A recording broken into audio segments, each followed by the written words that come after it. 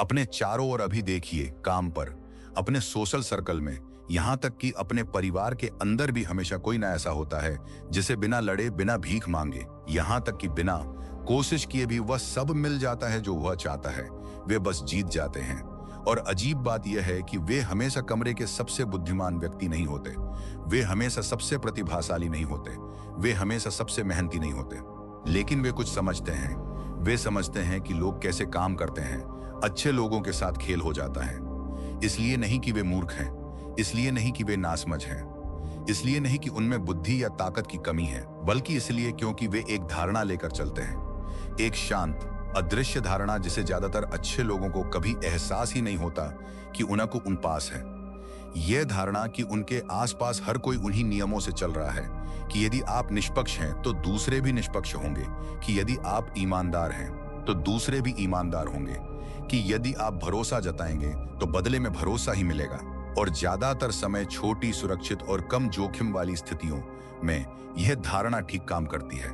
लेकिन जिस क्षण कुछ वास्तविक दांव पर होता है, कोई ऐसा पद जिसे कोई और भी चाहता है, वह धारणा आपके पास मौजूद सबसे महंगी चीज बन जाती है। क्योंकि जब आप निष्पक्ष होने में व्यस्त होते हैं तो कोई और रणनीतिक हो रहा होता है। जब आप चीजों के संतुलित होने का इंतजार कर रहे होते हैं तो कोई और यह सुनिश्चित कर रहा होता है कि वे कभी ना हो। जब आप संदेह का लाभ दे रहे होते हैं तो कोई और यह तय कर रहा होता है कि वह संदेह उन्हें कितनी दूर तक ले जाएगा। यह कोई नई समस्या नहीं है। 500 साल पहले निकोलो मैकियावेली मानव इतिहास के सबसे क्रूर राजनीतिक वातावरणों में से एक में रह रहे थे। पुनर्जागरण काल का इटली, जहां गठबंधन रातों रात टूट जाते थे, जहां वफादारी एक प्रदर्शन थी, जहां मेज के दूसरी ओर आपकी ओर देखकर मुस्कुराने वाला व्यक्ति अक्सर वही होता था जो रात का खाना खत्म होने से पहले आपको हटाने की योजना बना रहा होता था। मैकियावेली उस दुनिया में कमरे का सबसे गुणी व्यक्ति बनकर जीवित नहीं रहे, वे सबसे जागरूक बनकर जीवित रहे। और उन्होंने ये सब लिख दिया लोगों को बुरा बनना सिखाने के लिए नहीं, वह तो इसे पढ़ने का आलसी तरीका है। वह वही है जो लोग तब कहते हैं जब सच उन्हें असहज करता है। उन्होंने जो वास्तव में लिखा वह बुराई के मार्गदर्शक से कहीं अधिक उपयोगी था। उन्होंने वास्तविकता का एक मार्गदर्शक की शक्ति जतन से चलती है। प्रभाव वास्तव में कैसे बनता है, लोग वास्तव में कैसा व्यवहार करते हैं जब मेज पर कुछ कीमती रखा हो और कोई करीब से न देख रहा हो। अगले कुछ मिनटों में आप 7 ऐसी बातें सुनेंगे जो मैकियावेली ने मानव मनोविज्ञान के बारे में समझी थी और जिन्हें अधिकांश लोग बहुत देर से समझ पाते हैं, नुकसान के बाद, क्षति के बाद, वर्षों तक ये सोचने के बाद कि अच्छे इरादों से बुरे परिणाम क्यों निकलते रहे। ये कोई मोटिवेशनल कोट्स नहीं है, ये आपको अच्छा महसूस कराने वाले सिद्धांत नहीं है जिन्हें आप सुनकर सिर हिलाएं और कल तक भूल जाएं। ये तीखे हैं, ये कभी कभी असहज कर देने वाले होते हैं और ये आपके हर उस कमरे को पढ़ने के तरीके को बदल देंगे जिसमें आप कदम रखते हैं। यदि आप तैयार हैं तो अभी कमेंट्स में लिखें I see the game. Point number 1, अच्छे लोग सबसे आसान लक्ष्य होते हैं। प्रतिस्पर्धी माहौल में सबसे ज्यादा निशाना उन लोगों को बनाया जाता है जो कमजोर नहीं होते, वे मूर्ख नहीं होते, वे नहीं होते जिनमें आत्मविश्वास या कौशल की कमी होती है। वे अच्छे लोग होते हैं, निरंतरता वाले, निष्पक्ष लोग जो हर किसी के साथ एक जैसा व्यवहार करते हैं, चाहे कोई देख रहा हो या नहीं। और वही निरंतरता, वही अच्छाई वास्तव में उन्हें आसान बनाती है।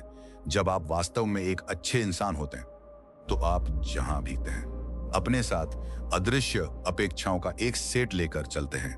आप उम्मीद करते हैं कि लोग को आपको सच बताएंगे, आप उम्मीद करते हैं कि समझौतों का सम्मान किया जाएगा, आप उम्मीद करते हैं कि यदि आप किसी के साथ सम्मान से पेश आते हैं तो वे अंततः इसे वापस करेंगे।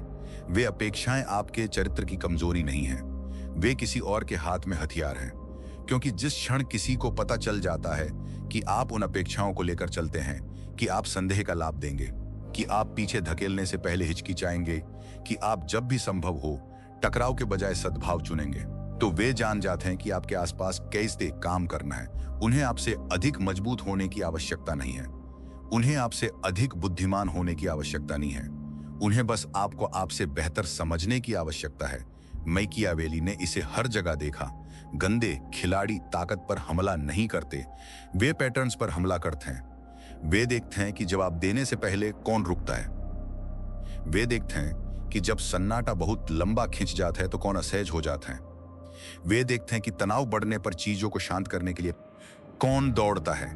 वे मैप करते हैं और फिर वे कदम उठाते हैं और वे धीरे धीरे सावधानी से छोटे कदमों में आगे बढ़ते हैं जो अलग अलग देखने पर सहनीय लगते हैं। यहाँ एक छोटी सी देरी, वहां सच का थोड़ा बदला हुआ संस्करण, दोष का एक शांत स्थानांतरण जिसे कोई तब तक नोटिस नहीं करता जब तक कि वह स्थिर न हो जाए।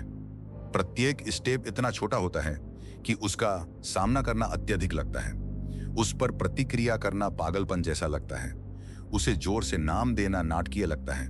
इसलिए अच्छा व्यक्ति कुछ नहीं कहता है, एडजस्ट करता है और अधिक संदेह का लाभ देता है और दूसरा पक्ष इसे नोट कर लेता है।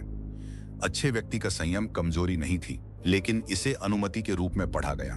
मैकियावेली समझते थे कि बिना जागरूकता के नैतिकता प्रतिकूल वातावरण में गुण नहीं है, यह असुरक्षा है।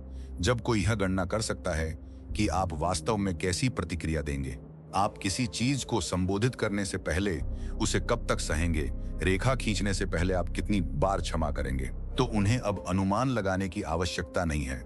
वे शेड्यूल करते हैं। समाधान क्रूरता नहीं है। समाधान ऐसा व्यक्ति बनना नहीं है जो किसी पे भरोसा ना करे और हर किसी से सबसे बुरे की उम्मीद करे। समाधान उससे कहीं सरल और शांत है। पठनीय होना बंद करें, हर किसी के लिए नहीं, हमेशा के लिए नहीं, लेकिन उन लोगों को अपना पूरा मैप सौंपना बंद करें जिन्होंने इसे रखने का अधिकार नहीं कमाया है। आप अपनी सीमाओं के उन लोगों के ऋणी नहीं हैं जो उन्हें माप रहे हैं। आप अपने पैटर्न्स के उन लोगों के ऋणी नहीं हैं जो उनका अध्ययन कर रहे हैं। आप अपनी प्रेडिक्टेबिलिटी के उन लोगों के ऋणी नहीं हैं जो इससे लाभ कमाते हैं। जिस क्षण आप पूरी तरह से सुपाठ्य होना बंद कर देते हैं, जिस क्षण आपके बारे में कुछ ऐसा होता है जिसकी गणना दूसरे पूरी तरह से नहीं कर सकते, डायनामिक बदल जाता है। इसलिए नहीं कि आप कठोर हो गए, बल्कि इसलिए क्योंकि आप अज्ञात हो गए, और अज्ञात लोगों को हिलाना वास्तव में कठिन होता है। कमेंट्स में लिखें, I move with awareness. Step 2, वह कमजोरी जो चुनी गई है वह कमजोरी है ही नहीं। यह वह सिद्धांत है जो सबसे ज्यादा गलत लगता है, इससे पहले कि वह सबसे ज्यादा समझ में आए। मैकियावेली ने कच्ची दिखाई देने वाली ताकत के बारे में कुछ ऐसा देखा जिसे उस पर भरोसा करने वाला कोई भी व्यक्ति सुनना नहीं चाहता। दिखाई देने वाली ताकत लोगों को सतर्क कर देती है। जिस क्षण आप कमरे में वह सब दिखाते हुए दाखिल होते हैं जो आप जानते हैं, वह सब जो आप कर सकते हैं, और यह कि आप कितने जागरूक हैं कि क्या हो रहा है, लोग बंद हो जाते हैं, वे सावधान हो जाते हैं, वे अपने कोणों की रक्षा करते हैं, वे कम साझा करते हैं, वे ऐसा कुछ भी प्रकट नहीं करते जिसे प्रकट करने की उन्होंने योजना नहीं बनाई थी। लेकिन जब कोई आपको कम आंकता है तो वे खुल जाते हैं। वे अपनी इच्छा से कहीं अधिक स्वतंत्र रूप से बात करते हैं। वे अपनी क्षमता से अधिक तेजी से निर्णय लेते हैं। वे उन प्राथमिकताओं को प्रकट करते हैं जिन्हें वे सामान्य रूप से छिपा कर रखते हैं। वे आपको दिखाते हैं कि वे वास्तव में कैसा सोचते हैं जब उन्हें लगता है कि वे बातचीत में अधिक बुद्धिमान व्यक्ति हैं, और वह सब उसका हर हिस्सा जानकारी है। इसे ही मैकियावेली ने नियंत्रित कमजोरी कहा था, और यह अपनी ताकत के संस्करणों का प्रदर्शन करने वाले लोगों से भरी दुनिया में नेविगेट करने वाले किसी भी व्यक्ति के लिए उपलब्ध सबसे तेज उपकरणों में से एक है। नियंत्रित कमजोरी अक्षम होने का नाटक करना नहीं है। यह चुन से कि आप अक्षम होने का नाटक करना है। यह तय करना है कि कब किसी धारणा को से कब नहीं। यह समझना है कि कभी कभी सबसे शक्तिशाली करना है। यह समझना है कि कभी सबसे शक्ति देना है कि उनका पलड़ा भारी है, जबकि आप चुपचाप वो सब इकट्ठा कर रहे होते हैं जिसकी आपको आवश्यकता है। अधीर व्यक्ति तुरंत खुद को उजागर कर देते हैं। वे क्षमता दिखाने के प्रलोभन को नहीं रोक सकते। वे कम आके जाने की अस्थायी असुविधा के साथ नहीं बैठ सकते। उनका अहंकार सही समय आने से पहले पहचान की मांग करते हैं। धैर्यवान व्यक्ति समझता है कि जल्दी पैन बंद कर देते हैं। धैर्यवान व्यक्ति समझता है और बंद दरवाजे सूचना के प्रवाह को रोक देते हैं। जब किसी को विश्वास होता है कि वे आपसे आगे हैं, जब वे सुरक्षित नियंत्रण में महसूस करते हैं और निश्चित होते हैं कि उन्होंने सही आकलन किया है कि वे किससे निपट रहे हैं, तो वे सावधान रहना बंद कर देते हैं। वे जल्दबाजी करते हैं। वे जरूरत से ज्यादा समझाते हैं। वे ऐसे ऑफर देते हैं जो वे कभी नहीं देते। यदि उन्हें लगता कि संतुलन बराबर है, वे ऐसी बातें कहते हैं जो उनके साझा करने के इरादे से कहीं अधिक प्रकट करती हैं, और आप बिना किसी आक्रामक कदम के यह सब चुपचाप प्राप्त करते हैं। मैकियावेली ने कभी भी निरंतर ताकत की सलाह नहीं दी। उन्होंने चयनात्मक प्रदर्शन की सलाह दी। सही व्यक्ति को सही समय पर क्षमता की सही मात्रा दिखाना, बाकी सब कुछ तब तक रोक कर रखना जब तक कि वह मायने ना रखे। वह विविधता आप अपने आप को कितना उजागर करते हैं, इसमें वह जानबूझकर की गई अप्रत्याशितता आपको योजना बनाने के लिए वास्तव में कठिन बनाती है। आपके खिलाफ निर्माण करने के लिए एक स्थिर तस्वीर के बिना दूसरे लोगों की रणनीतियां केवल अटकलें बन जाती हैं, और अटकलें एक हारने वाली स्थिति है। रूल 3, हर बार जब आप खुद को स्पष्ट करते हैं तो आप थोड़ी जमीन खो देते हैं। यह गलत लगेगा क्योंकि संचार के बारे में, रिश्तों के बारे में, एक अच्छा इंसान होने के बारे में हमें जो कुछ भी सिखाया जाता है वह हमें बताता है कि खुद को समझाना समझ पैदा करता है, कि स्पष्टता विश्वास पैदा करती है कि आप अपने तर्क के बारे में जितने खुले होंगे, लोग आपके निर्णयों का उतना ही सम्मान करेंगे। और कभी कभी यह सच होता है, लेकिन मैकियावेली ने इसका दूसरा पक्ष देखा।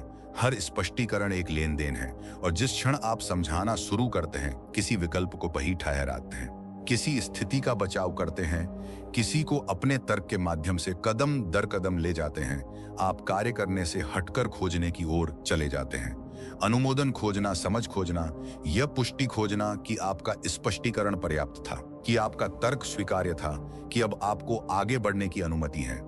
आपने दूसरे व्यक्ति को न्यायाधीश की स्थिति में बिठा दिया, आपने उन्हें हथौड़ा सौंप दिया, आपने इसका एहसास नहीं किया, लेकिन आपने ऐसा कर दिया।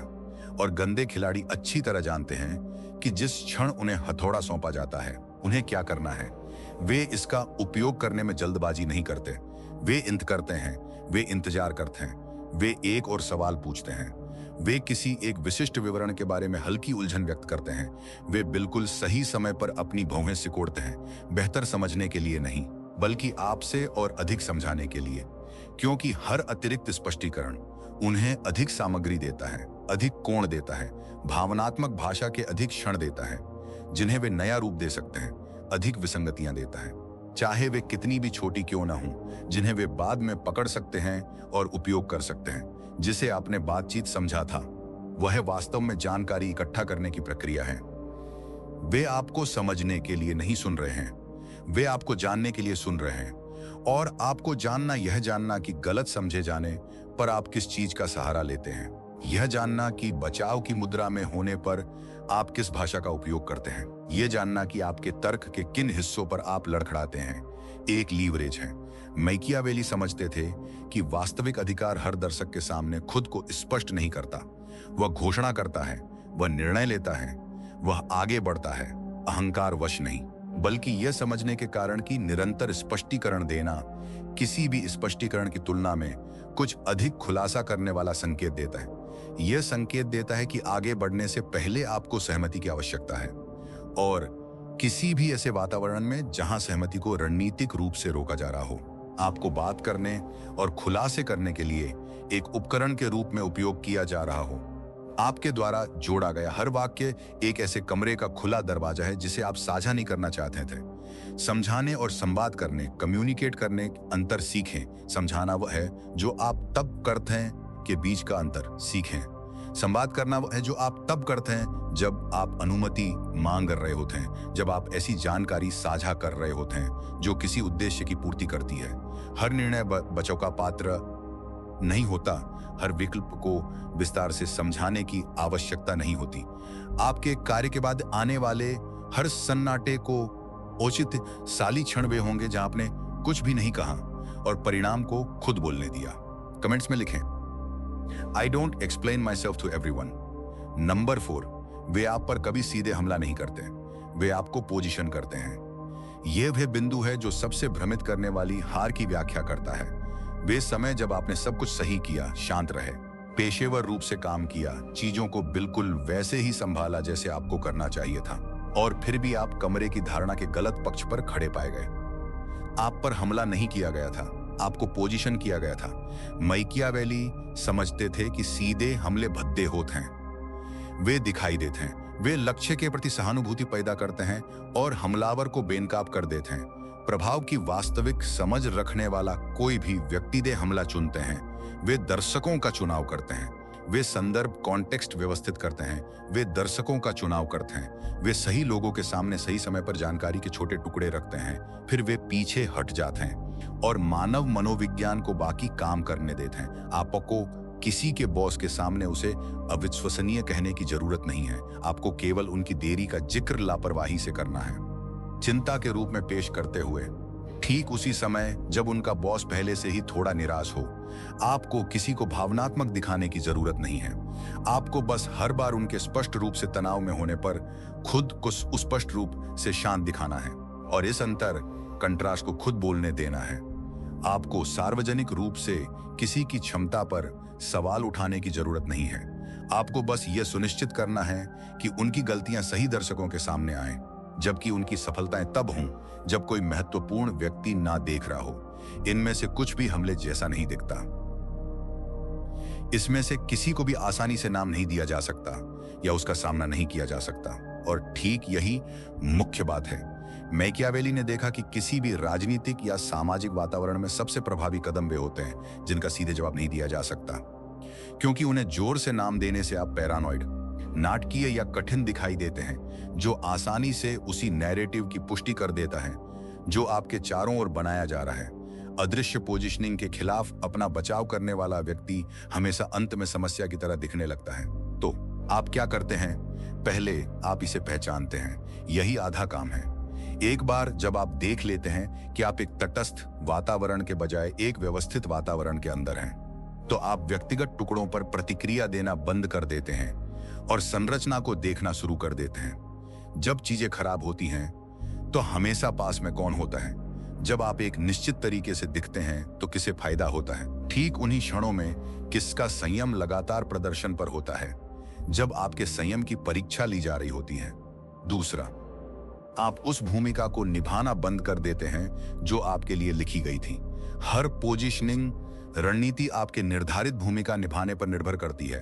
प्रतिक्रियाशील भूमिका, रक्षात्मक भूमिका, भावनात्मक भूमिका। जिस क्षण आप उस भूमिका को निभाने से इनकार कर देते हैं, जिस क्षण आप अपेक्षित परिणाम दिए बिना दबाव को स्वीकार करते हैं, वह डिजाइन कमजोर हो जाता है। बिना किसी प्रतिक्रिया के एक ढांचा खुद को बनाए नहीं रख सकता। स्थिर रहें, वास्तुकला का निरीक्षण करें, और जब आप चलें तो संरचनात्मक रूप से चलें, विशिष्ट तर्क के विरुद्ध नहीं, बल्कि उस पूरे वातावरण के चारों और जिसके अंदर इसे बनाया गया था। कमेंट्स में लिखें, आई चूज पोजीशन नंबर 5। निष्पक्षता एक जाल है। मैकियावेली निष्पक्षता खिलाफ नहीं थे, वे इस बारे में ईमानदार थे कि यह कब काम करती है और कब नहीं। निष्पक्षता एक साझा समझौते के अंदर खूबसूरती से काम करती है। जब दोनों पक्ष वास्तव में एक ही मानक का सम्मान करने का इरादा रखते हैं, तो निष्पक्षता न केवल नैतिक रूप से सही है, बल्कि रणनीतिक रूप से कुशल भी है। यह घर्षण को कम करती है, यह विश्वास बनाती है, यह ऐसे परिणाम देती है जो कोई भी पक्ष अकेले पैदा नहीं कर सकता था। लेकिन जिस क्षण एक पक्ष चुपचाप उस समझौते का सम्मान करना बंद कर देता है, जबकि दूसरा पक्ष ईमानदारी से इसे लागू करना जारी रखता है, निष्पक्षता एक साझा सिद्धांत नहीं रह जाती, यह एक तरफा नुकसान बन जाती है। यही जाल है, और अधिकांश अच्छे लोग इसमें गिर जाते हैं, इसलिए नहीं कि वे मूर्ख हैं, बल्कि इसलिए कि वे वफादार हैं, मानक के प्रति वफादार, इस विश्वास के प्रति वफादार कि यदि वे समझौते के अपने पक्ष को निभाते रहेंगे तो दूसरा पक्ष अंततः अपने पक्ष में लौट आएगा। गंदे खिलाड़ी अच्छे लोगों के बारे में यह बात जानते हैं। वे जानते हैं कि अच्छे लोग मामले को आगे बढ़ाने, एस्केलेट करने में हिचकिचाते हैं। वे जानते हैं कि अच्छे लोग अत्यधिक दिखने से डरते हैं। वे जानते हैं कि अच्छे लोग चुपचाप लगातार नुकसान उठाने की तुलना में अनुचित समझे जाने के बारे में अधिक चिंतित होते हैं। इसलिए वे आगे बढ़ते रहते हैं, हर बार थोड़ा और आगे, यह परीक्षण करते हुए कि क्या अगला कदम भी बिना किसी परिणाम के निकल जाता है। और जब ऐसा होता है, जब संयम को एक बार फिर धैर्य समझ लिया जाता है, जब निष्पक्षता को एक बार फिर अनुमति समझ लिया जाता है, तो वे एक और कदम उठाते हैं। मैकियावेली ने इसे स्पष्ट रूप से कहा, बिना प्रवर्तन एनफोर्समेंट के न्याय नहीं है, वह सजावट है, वह मूल्यों का संचार करती है, इसका कोई परिणाम नहीं निकलता। और जिन लोगों ने यह तय कर लिया है कि परिणाम ही एकमात्र भाषा है जिसे सुनना सार्थक है, वे सजावट से पूरी तरह अप्रभावित रहते हैं। सटीकता साथ खेलना और गंदा खेलना एक बात नहीं है। सटीकता का अर्थ है वातावरण को वैसा ही पढ़ना जैसा वह वास्तव में है, वैसा नहीं जैसा आप चाहते हैं कि वह हो, और अपनी प्रतिक्रियाओं को वास्तविकता के अनुसार ढालना, आदर्श के अनुसार नहीं। जब कोई साझा मानक के बाहर काम करता है तो सटीकता एक तरफा मानक बनाए रखने पर जोर नहीं देती।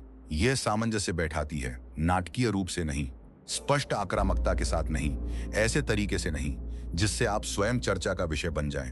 शांति से, सटीकता से, बिल्कुल उतनी ही प्रतिक्रिया के साथ जिससे यह स्पष्ट हो जाए कि उस व्यवहार की एक कीमत है। वह कीमत निष्पक्षता की किसी भी अपील की तुलना में गणनाओं को अधिक तेजी से बदल देती है, क्योंकि जो लोग सिद्धांतों की अनदेखी करते हैं वे कीमतों पर प्रतिक्रिया देते हैं। एक बार जब कीमत तय हो जाती है, एक बार जब आपकी दिशा में किया गया कोई निश्चित व्यवहार भरोसेमंद रूप से ऐसा परिणाम देता है जो मेहनत के लायक नहीं है, तो व्यवहार बदल जाता है। इसलिए नहीं कि दूसरे व्यक्ति में अचानक ईमानदारी विकसित हो गई, बल्कि इसलिए क्योंकि गणित बदल गया। खेल के निष्पक्ष होने का इंतजार करना बंद करें, वह खेल खेलना शुरू करें जो वास्तव में आपके सामने है। नंबर 6, धीमे हो जाइए। मैकियावेली ने देखा कि कैसे अधीरता ने उन स्थितियों को नष्ट कर दिया जिन्हें कभी खोना नहीं चाहिए था। उन्होंने लोगों को बातचीत की शक्ति, नेगोशिएटिंग पावर केवल इसलिए सौंपते देखा क्योंकि सन्नाटा सहने के लिए बहुत भारी हो गया था। उन्होंने नेताओं को जल्दबाजी में ऐसे निर्णय लेते देखा जो वे स्थिरता में कभी नहीं लेते। उन्होंने बुद्धिमान लोगों को अपने पास मौजूद हर कार्ड दिखाते देखा, इसलिए नहीं कि उन्हें मजबूर किया गया था, बल्कि इसलिए क्योंकि इंतजार का दबाव बोलने की कीमत से अधिक असहज हो गया था। और उनके सामने वाले लोगों ने कुछ नहीं कहा, उन्होंने बस इंतजार किया और वह सब इकट्ठा कर लिया जो सन्नाटे ने अंततः पैदा किया। यह वह हथियार है जिसे अधिकांश लोग कभी इस्तेमाल नहीं करते, इसलिए नहीं कि उनके पास इसकी पहुंच नहीं है, बल्कि इसलिए क्योंकि बिना किसी जल्दबाजी के अनसुलझे तनाव में बैठना उस चीज की मांग करता है जिसे अधिकांश लोग प्रशिक्षित नहीं करते। अनिश्चितता के लिए सहनशीलता। गंदे खिलाड़ी जल्दबाजी, अर्जेंसी पैदा करते हैं। यह उनके सबसे भरोसेमंद उपकरणों में से एक है। वे त्वरित उत्तरों के लिए दबाव डालते हैं, वे कृत्रिम समय सीमा, डेडलाइंस बनाते हैं, वे चीजों को ऐसे पेश करते हैं जैसे कि अवसर बंद हो रहा है, क्षण गायब हो रहा है, निर्णय अभी इसी वक्त लिया जाना चाहिए, इससे पहले कि आपके पास सोचने का समय हो, इससे पहले कि भावनात्मक माहौल साफ हो, इससे पहले कि आप वास्तविक स्पष्टता की स्थिति से आगे बढ़ने के लिए पर्याप्त जानकारी जुटा सकें। जल्दबाजी उन्हें लाभ पहुंचाती है, स्थिरता आपको लाभ पहुंचाती है। जब आप देरी करते हैं, हमेशा के लिए नहीं, एक खेल के रूप में नहीं, बल्कि जानबूझकर और इस पूर्ण जागरूकता के साथ कि आप ऐसा क्यों कर रहे हैं, तो आप उस लय को तोड़ देते हैं जिसके आधार पर उन्होंने अपना दृष्टिकोण बनाया था। उन्होंने दबाव डाला, आपने तुरंत प्रतिक्रिया नहीं दी। केवल यही बातचीत के पूरे संतुलन को बदल देता है, क्योंकि अब वे इंतजार कर रहे हैं और इंतजार उनके अंदर वही दबाव पैदा करता है जो वे आप में पैदा करने की कोशिश कर रहे थे। वे सोचने लगते हैं कि क्या उन्होंने गलत आकलन किया, क्या वे बहुत जल्दी आगे बढ़ गए, क्या आप उनकी कल्पना से अधिक संयमित हैं, क्या वे ही इस समय अपनी पकड़ खो रहे हैं। वह सन्नाटा जिसे आपने बिना किसी स्पष्टीकरण के, बिना किसी माफी के, अपनी बेचैनी दूर करने के लिए उसे भरे बिना थामे रखा, सक्रिय हो गया। इसने आपसे कुछ भी मांगे बिना उनके साथ कुछ कर दिया, और उस अंतराल के दौरान जो जानकारी उभरती है वह फॉलो अप जो बताता है कि वे वास्तव में कितने निवेशित हैं। वह स्वर, टोन में बदलाव जो आपको दिखाता है कि उन्हें समाधान की आवश्यकता आपकी तुलना में अधिक है। वह बुद्धिमत्ता अब आपके पास है। तब जवाब दें जब आप तैयार हों, न कि जब दबाव आपसे कहे। वे दो समय रेखाएं लगभग कभी एक समान नहीं होती, और उनके बीच का अंतर ही वह जगह है जहां परिणाम वास्तव में तय होते हैं। कमेंट्स में लिखें, I control the pace. Number 7, अपने आप को महंगा बनाएं। मैकियावेली ने कभी सद्भाव का वादा नहीं किया, उन्होंने कुछ अधिक टिकाऊ होने का वादा किया। स्थिति, पोजीशन, उस तरह की स्थिति जो हर बार किसी के दबाव डालने पर गिरती नहीं है, उस तरह की स्थिति जिसे निरंतर बचाव की आवश्यकता नहीं होती, क्योंकि उस पर हमला करने की कीमत पहले से ही उच्च समझी जाती है। और यहाँ वह सच है जिसका अधिकांश लोग विरोध करते हैं। स्थिति प्रदान नहीं की जाती। यह इसलिए नहीं दी जाती क्योंकि आप इसके हकदार हैं। यह इसलिए नहीं दी जाती क्योंकि आपके इरादा अच्छे हैं या आपका चरित्र मजबूत है। यह इस निरंतर प्रदर्शन के माध्यम से अर्जित की जाती है कि आपकी दिशा में किया गया कोई निश्चित व्यवहार एक वास्तविक और विश्वसनीय कीमत चुकाता है। कोई नाटकीय कीमत नहीं, कोई सजा देने वाली कीमत नहीं, बस पर्याप्त कीमत जिससे गणना बदल जाए। मैकियावेली का यही अर्थ था जब उन्होंने शक्ति के बारे में एक प्रदर्शन के बजाय एक वातावरण के रूप में लिखा था। वास्तविक शक्ति अपनी घोषणा नहीं करती। वास्तविक शक्ति हर बातचीत की स्थितियों को बातचीत शुरू होने से पहले ही चुपचाप आकार दे देती है। यह इस बात से होता है कि आप लगातार क्या सहन करते हैं और क्या नहीं। यह इस बात से होता है कि आपका ध्यान कहाँ बहता है और कहाँ रुकता है। यह उन क्षणों के धीमे संचय के माध्यम से होता है जहां आपने प्रतिक्रिया के धीमे संचटिकते को चुना और आपके आसपास के लोगों ने आपके एक शब्द भी कहे बिना इसे नोटिस किया। गंदे खिलाड़ी वहां काम करते हैं जहां पहुंच खुली होती है। वे ऊर्जा वहां निवेश करते हैं जहां प्रतिक्रियाएं विश्वसनीय होती हैं। वे उन कुओं पर वापस आते हैं जहां पानी पहले हमेशा उपलब्ध रहा है। जब कुआं सुलभ होना बंद हो जाता है, जब प्रतिक्रियाएं अनुमानित होना बंद हो जाती हैं, जब स्पष्टीकरण स्वेच्छा से देना बंद हो जाता है, जब जुड़ाव एंगेजमेंट स्वचालित होना बंद हो जाता है, तो वे पहुंच के लिए नहीं लड़ते, वे रास्ता बदल देते हैं, क्योंकि उनका सिस्टम रिटर्न पर निर्भर करता है। कोई रिटर्न नहीं होने का मतलब है निवेश जारी रखने का कोई कारण नहीं। आप बिना किसी टकराव के, बिना किसी नाटक के, बिना एक बार भी आवाज उठाए इतने महंगे हो जाते हैं कि कोई आपको परेशान नहीं करता। यह ठंडा होने के बारे में नहीं है, यह लोगों को बाहर निकालने या पावर मूव के रूप में दूरी धी बनाने के बारे में नहीं है। यह कुछ अधिक शांत और स्थायी चीज के बारे में है। वास्तव में आत्मसंयमित सेल्फ पजेस्ड बनना, अपने आप को इतनी स्पष्टता से जानना कि किसी और की टिप्पणी आपके ऊपर कोई प्रभाव न डाल सके। आप जिस चीज को महत्व देते हैं उसे इतनी स्पष्टता से जानना कि आपकी प्राथमिकताओं को भ्रमित करने के प्रयास बस टकरा कर वापस लौट जाएं। आप क्या स्वीकार करेंगे और क्या नहीं, इसे इतनी स्पष्टता से जानना कि आपकी सीमाओं का परीक्षण करना किसी और की ऊर्जा का उत्पादक उपयोग न लगे। जब वह स्पष्टता आंतरिक रूप से मौजूद होती है, जब यह एक प्रदर्शन नहीं बल्कि एक वास्तविक स्थिर अवस्था होती है, तो यह उन तरीकों से बाहर की ओर विकीर्ण होती है जिन्हें आपको सचेत रूप से प्रबंधित करने की आवश्यकता नहीं होती। लोग आपके मुंह खोलने से पहले ही इसे महसूस कर लेते हैं। वे महसूस करते हैं कि सीमाएं वास्तविक हैं और उनका सम्मान किया जाएगा। वे महसूस करते हैं कि जुड़ाव मजबूरी के बजाय चुनाव है। वे महसूस करते हैं कि उनके सामने वाला व्यक्ति दबाव में नहीं बिखरेगा या अपनी कमजोरी को स्पष्ट नहीं करेगा। और जो लोग इसे महसूस करते हैं वे तदनुसार अपने व्यवहार को समायोजित करते हैं। इसलिए नहीं कि आपने इसकी मांग की थी, बल्कि इसलिए क्योंकि जो वातावरण आप अपने चारों ओर लेकर चलते हैं वह आपके द्वारा सटीक होने के लिए किए गए हर छोटे चुनाव से बना है।